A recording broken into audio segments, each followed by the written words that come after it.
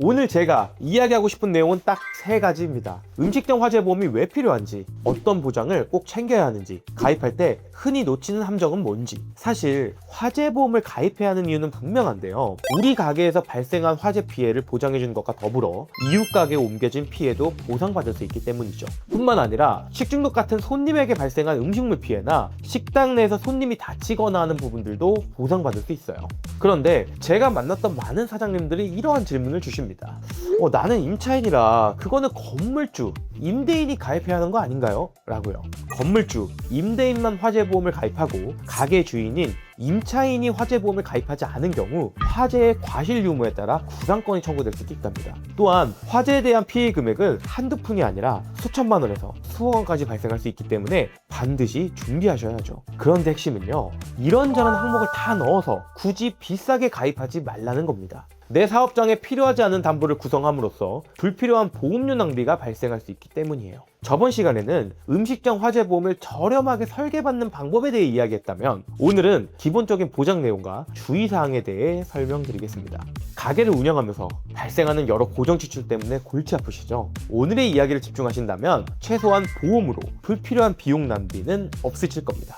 자, 보험은 단어가 익숙하지 않고 내용도 어려운 편에 속합니다. 그렇다 보니 내가 가입한 보험이 무슨 내용을 담고 있는지 스스로 판단하기는 어려운데요, 가뜩이나 가게를 운영하면서 신경 써야 할 게 너무나 많다 보니까 꼼꼼하게 보험 내용을 볼 시간도 에너지도 없는 게 현실입니다. 그저 알아서 잘 해줬겠지 라고 생각하시는 분들이 많은 것 같아요. 하지만 담당하는 설계사가 화재 쪽을 잘 몰라서 혹은 실수로 중요 보장을 놓치는 경우도 있답니다. 따라서 먼저 어떤 내용들이 화재보험에 포함되어 하는지 간략하게 살펴보겠습니다. 크게는 4가지 사항인데요, 첫 번째는 우리 가게에 대한 화재 피해입니다. 내 가게에 있는 여러 집기류나 재고자산 등의 손실을 보상받을 수 있어야 하고요, 화재 이후에도 발생하는 영업 손실에 대해서도 포함되어 있어야 합니다. 그리고 나라에서 화재 발생에 대한 벌금이 부과될 수도 있기 때문에 이 부분도 함께 챙기는 것이 좋아요. 두 번째는요, 이웃 상가에 대한 화재 피해입니다. 우리 가게에서 발생한 화재가 옆집, 윗집 상가로 번지게 된다면 그 피해 또한 내가 책임져야 하는데요,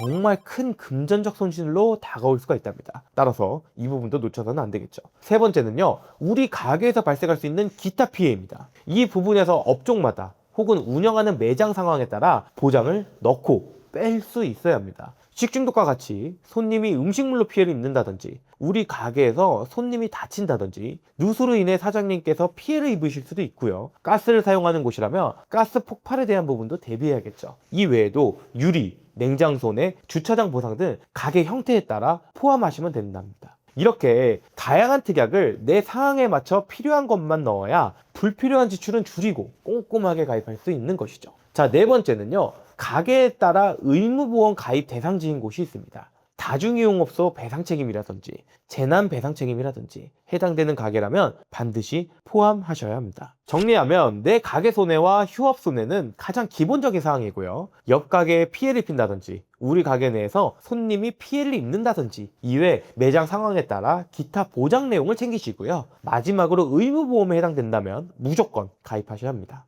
자, 그럼 이제는 실제로 설계안을 보면서 이 특약이 어떤 것을 의미하는지 한번 확인해 보겠습니다. 이 파트를 집중해 주시면 최소한 불필요한 보장 내용이 들어가 있는 건지 아닌지 확인하실 수 있는 시야가 생기실 겁니다. 첫 번째, 앞서 설명드린 그 분류를 기준으로 특약별 내용을 보여드리겠습니다. 가게 업종마다 상황이 다르기 때문에 우리 가게에는 이 항목이 필요할지 아닐지 이 부분을 기준으로 이야기를 들으시면 실질적인 도움이 되실 거예요. 첫 번째는요, 우리 가게에 발생한 화재 피해였죠. 화재 피해에 대해 크게 4가지로 분류해서 금액을 각각 설정하실 수 있습니다. 먼저 건물입니다. 이 항목은 가게의 평수랑 연관되어 있다고 생각하시면 돼요. 통상 평당 300에서 500만 원 정도로 설정합니다. 평당 500만 원 기준으로 우리 가게가 30평이라면 건물 피해 금액을 1억 5천만 원을 설정하고 40평이라면 2억 원을 설정하시면 되는 거죠. 다음은 재고 자산입니다. 고깃집의 경우에는 고기를 어느 정도 가게에 비축해 두고 있죠. 여러 음식점이 요리를 위해 식자재 등 완제품, 반제품을 보관하고 있는데요, 화재 발생 시에 이에 대한 보상도 받을 수 있어야 합니다. 통상 우리 가게에 내가 쌓아놓고 있는 재고 자산을 기준으로 금액을 설정하시면 돼요. 다음은 시설입니다. 우리 가게에 고정된 시설물들이라고 생각하면 되는데요. 뭐 에어컨이라든지 벽지, 가벽 세워놓은 거, 주방 기계 등에 해당한답니다. 쉽게 인테리어 비용이라고 생각하셔도 무방할 것 같아요. 이어서 집기 비품입니다. 의자, 테이블, 주방 도구 등 고정되어 있지 않은 여러 집기들을 이야기합니다. 가게마다 상이하기 때문에 실제 내가 어느 정도 금액이 발생했는지를 기준으로 설정하시면 돼요. 즉, 화재보험을 가입한다고 해서 이러한 사항들이 무조건 보장되는 것이 아니라 이 가입자가 내가 원하는 실제 내가 발생한 금액만큼을 설정하고 그 한도 내에서 보상을 받는 개념이랍니다. 다만 앞서 설명드린 시설과 집기류는 감가상각을 받기 때문에 너무 넉넉하게 설정하실 필요는 없답니다. 다음은 화재 복구 비용입니다. 화재가 발생한 이후에 복구를 해야 될 텐데요. 이 특약이 있어야 그 비용 또한 보장받을 수 있습니다. 이어서 중요한 휴업 손해입니다. 저는 종종 이 항목이 빠진 채 화재보험에 가입한 가게를 봐왔었는데요. 화재로 인해 가게를 운영할 수 없을 때 발생한 휴업 손해를 보장받을 수 있습니다. 마지막으로는 벌금입니다. 화재 발생의 과실에 따라 나라에서 벌금이 부과될 수 있거든요. 그 벌금액 또한 보상받을 수 있어야 해요. 자, 두 번째로 살펴볼 파트는 이웃 상가에 대한 피해입니다. 대표적으로 두 개 특약을 확인하시면 되는데요. 먼저 가장 중요하다고 생각하는 화재 폭발 배상 책임입니다. 우리 가게에서 시작한 불이 옆집, 윗집으로 번질 수 있겠죠.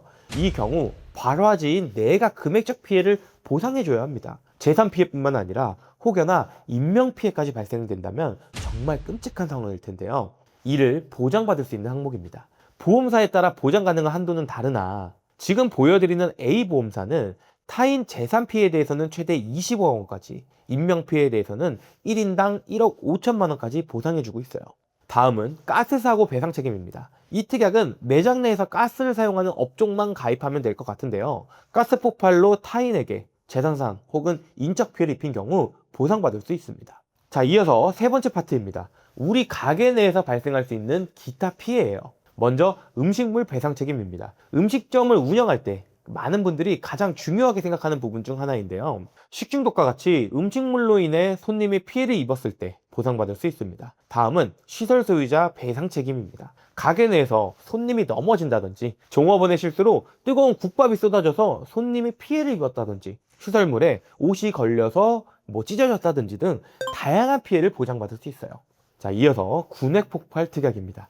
이 보장 역시 가스를 사용하는 가게만 포함이 되는데요. 가스 폭발에 대한 내 가게 피해에 대해서 보장받을 수 있습니다. 앞에 배상 책임은 타인이 입은 피해라며 이번에는 우리 가게에 대한 피해라고 생각하시면 됩니다. 자, 다음은 급배수 누출 특약입니다. 누수로 인해서 우리 가게에 발생한 여러 간접 피해를 보상받으실 수 있고요. 풍수재 손해라는 특약까지 포함한다면 태풍이나 폭풍, 홍수로 인해 발생한 피해를 보상받을 수 있습니다.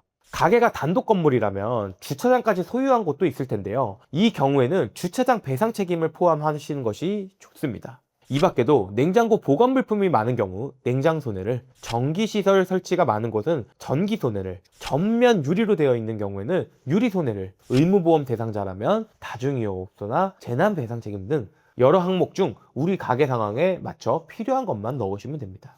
그럼 제일 중요한 이런 질문을 주실 수 있는데요. 아니, 이렇게 항목을 다 넣으면 보험료만 비싸지는 거 아닌가요? 라고요. 이전 영상에서도 소개해드렸듯 업종, 평수 등에 따라 상이하지만 생각보다는 비싸지 않답니다. 8평의 배달 전문 피자집은 월 18,483원, 20평의 야끼니쿠 전문점은 월 34,920원, 30평의 감자탕집은 월 39,880원 등 꼼꼼하게 다 포함되더라도 내 가게 상황에 맞는 보장 금액 설정과 불필요한 보장을 없앤다면 보험료는 충분히 가성비가 좋아진답니다. 자, 오늘 내용을 정리해 드리겠습니다. 음식점 화재보험은 결국 세 가지만 기억하시면 됩니다. 내 가게에 발생한 손해, 이웃에게 발생한 손해, 손님이 입는 피해, 그리고 이걸 다 넣느냐 마느냐가 아니라 우리 가게에 꼭 필요한 것만 넣어서 불필요한 지출 없이 준비하는 것이 핵심이었습니다.